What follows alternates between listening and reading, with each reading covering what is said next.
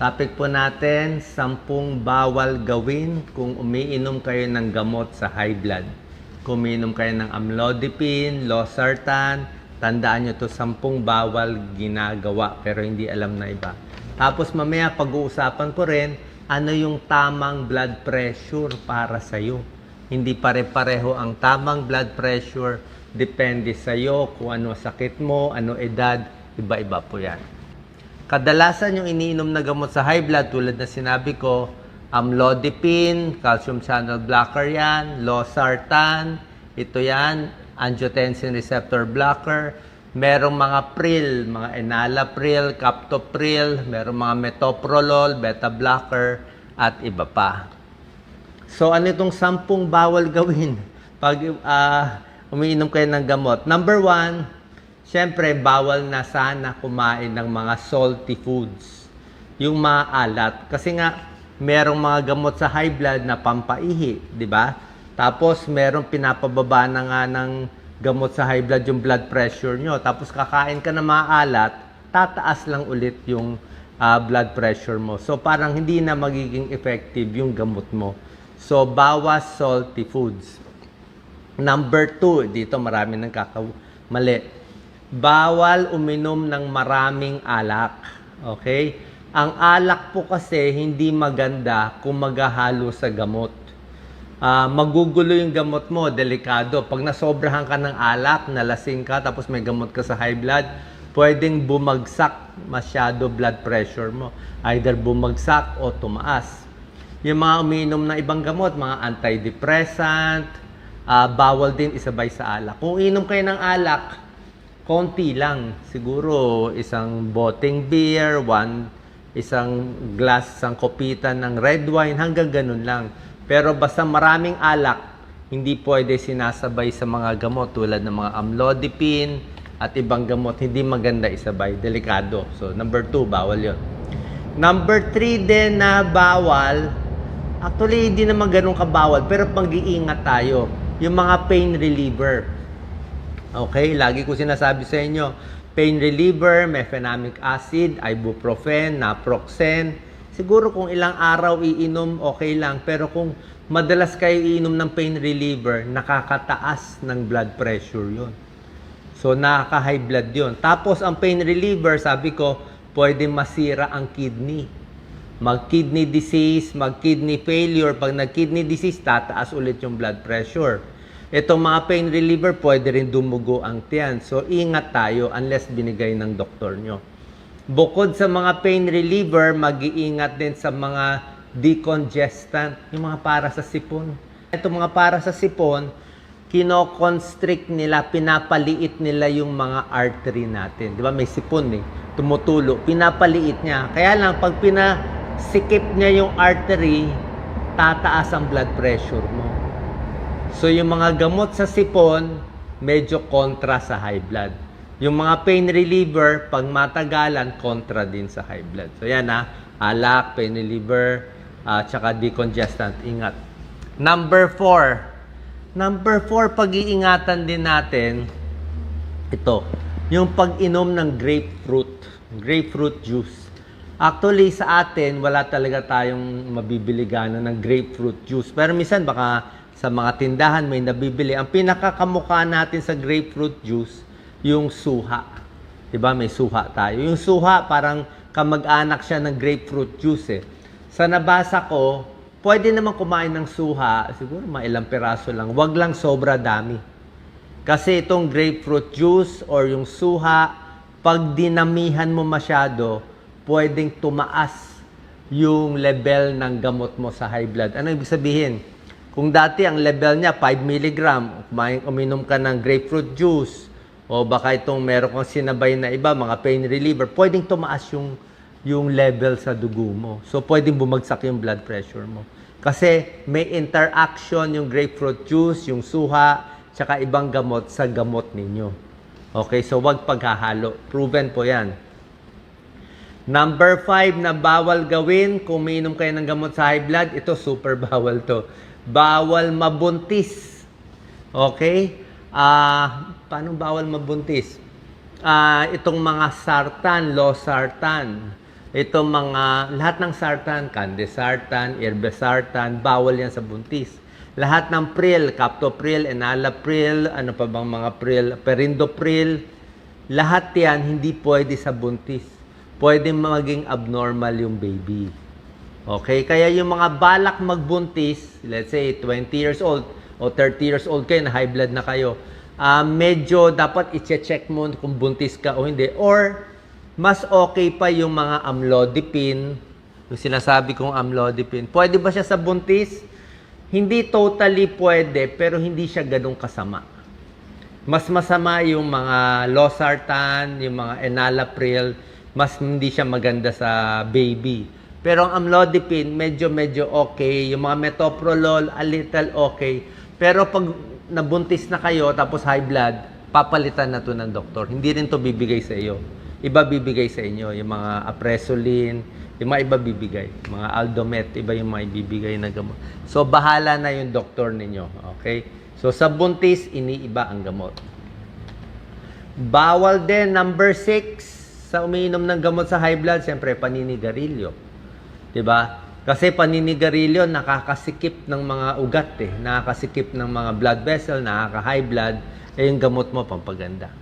Number 7, hindi naman totally bawal, pero yung mga kape, konting bawas sa kape.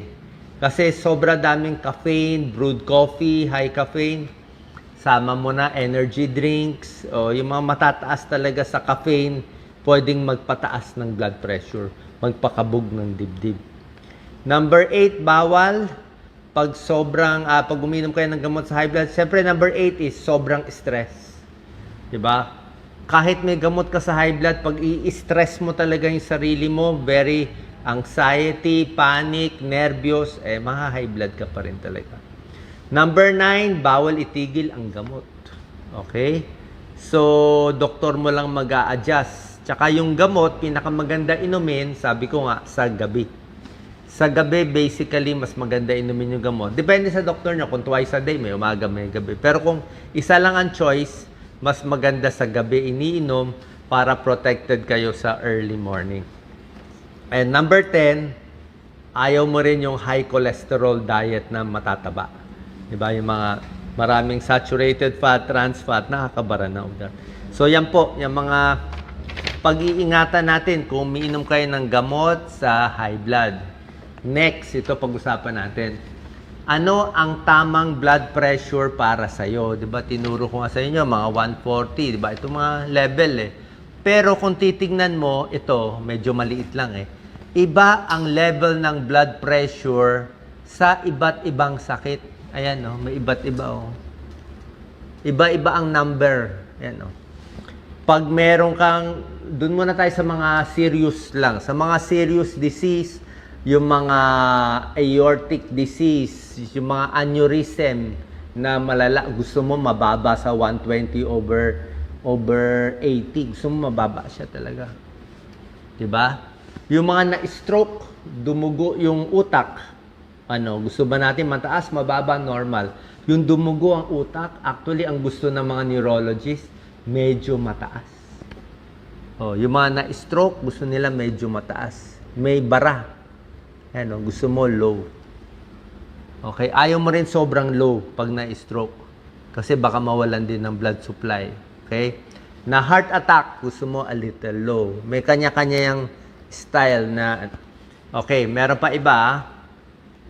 Kung kayo ay, sa normal tao, 140 over 90 pababa. Pero hindi lahat yan ang pinaka-ideal eh. Kung kayo may diabetes, okay? May diabetes, ang gusto natin blood pressure, 130 over 80 pababa. Dito ka lang sa yellow. Ayaw mo na umabot ng 140 over 90 kung may diabetes. Isa pa, may kidney disease, may sira na kidneys. Gusto mo 130, 80 lang pababa. So, hindi na 140, 90, mas mababa pa. Paano may mga sakit eh? Yung mga senior, may edad, okay, 60, 70, ano gusto mo? Actually, pag senior, medyo inaalaw natin a little high. Minsan 140, 150, minsan pwede pa. Okay? Hanggang 140, 150, kung wala nararamdaman, okay lang. Pero kung may nararamdaman, maganda pa rin ibaba.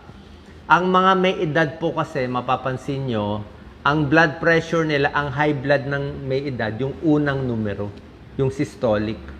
Alam ko po yan, bilang internist, bilang cardiologist, yan talaga. Pag may edad, mapapansin mo ang BP nila ganito. 170/60. Yan, 170/60. Yun ang high blood nila, yung unang number. Laging ganon. 180/60. Yung mga bata, iba naman ang high blood. Yung mga edad 30, 40 years old. Ang high blood nila, yung diastolic, yung numero sa baba. Yung mga batang may high blood, mga edad 30, ang blood pressure nila ganito. 140/100. Yan, yung ilalim ang mataas. O minsan, 140/110. Ganyan yan. Kasi, bata, matanda, basically pag matanda kasi, matigas na yung mga ugat. Matigas at mas marupok na. Yun ang difference. Okay? Sa buntis, yun din ang target. Minsan, a little low din gusto natin. On the other hand, gaano naman kababa ang delikadong blood pressure? Yan. Anong pinakamababa? May nagtatanong. Low blood.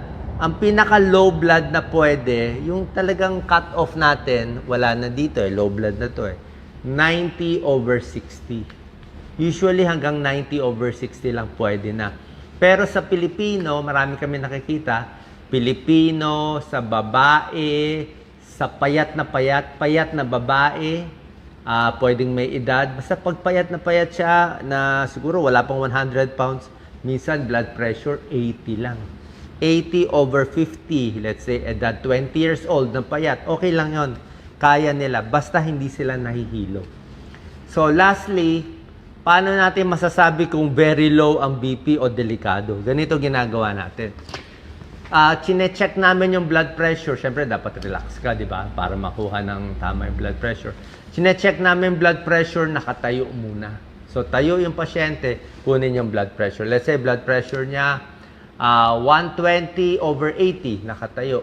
Okay, normal. Okay. So pag upo, makita mo mataas pala. Iba yun. So, kung nakaupo siya, high blood siya, let's say, mataas ang blood pressure niya, 140/100. Tapos, pinatayo mo, yung 140/100, biglang bumagsak, naging 120 na lang siya. Hindi po maganda yun. Ibig sabihin, orthostatic hypotension. Sabihin, pag tumayo, bumababa yung dugo. Ito yung biglang tayo, dumidilim. Ibig sabihin, dapat kasi yung upo and tayo, halos pareho dapat ang blood pressure. So, pag upo mataas, tumayo, biglang bumaba, parang yung dugo nag-ipon sa may paa, sa baba, nagkulang ng dugo sa ulo. Kaya ang gagawin dyan, sabi ko nga, huwag tatayo agad, sipa-sipa, para siguradong okay ang blood pressure. Final tips, minsan merong mga na-stress lang. Marami na-stress. Pag tumataas ang blood pressure, may problema, may nagalit, may kaaway, may natakot, kulang sa tulog, high blood din, halo-halong dahilan. So, pag nervyos ang problema, meron tayong para sa stress. So, deep breathing, relax lang, upo lang muna, parang tutumba-tumba ka lang, ganyan lang. 5 minutes, pahinga.